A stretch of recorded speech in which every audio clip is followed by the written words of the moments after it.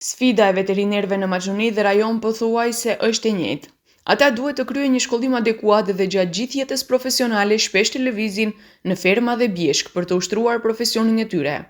Pagesa e ulët është një tjetër sfidë dhe këto janë disa nga arsyet pse numri i veterinerëve vazhdon të ulet. Интересот за студирање на ветеринарна медицина опаѓа доста.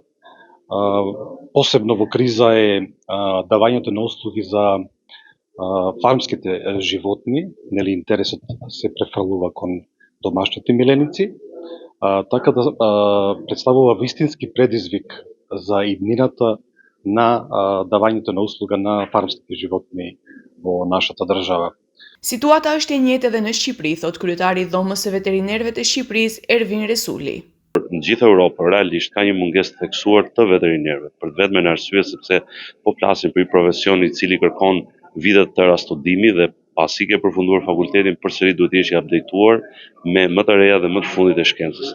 Është një profesion që për hir të vërtetës është i vështirë, pra të kërkon punë në terren, pra nuk është një profesion zyre apo vetëm klinike apo spitali veterinar, por është një profesion që të kërkon në fermë, është një profesion që të kërkon 24 orë në shërbim, është një profesion i cili mbart sfidat e veta, përfshirë kontaminimin me smundje, pra aty gjatë manipulimit apo diagnostikimit të problematikave shëndetësore të kafshëve, veterinerët jo në pak raste janë kontaminuar me këto smundje e më pas kanë pas probleme shëndetësore. Por veterineri Rami Selmani thotë se veterinerët luajnë një rol të rëndësishëm në mbrojtjen e shëndetit të qytetarëve, pasi që ata mbrojnë shëndetin e qytetarëve nga smundjet që transmetohen nga kafshët dhe në vendin tonë si sëmundjet e përhapura janë brucelloza dhe tuberkuloza.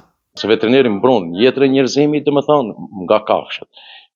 Shërimin e kafshëve, domethënë ndalimi i smundjeve vëhet që mos përhapet te njerëzit. Kemi rastin e brucellozës, tuberkulozës, që domethënë i kemi në Maqedoni dhe ne jemi pika e parë kryesore për ndalesën e smundjeve infektive që mos barten te njerëzit. Në Maqedoni kemi 3 fakultete të veterinarisë, por interesimi i studentëve është shumë i dobët. Nga Dhoma e Veterinerëve apelojnë që shteti të ndajë bursa për studimin e këtij profesioni, i cili është shumë i rëndësishëm për shëndetin e qytetarëve.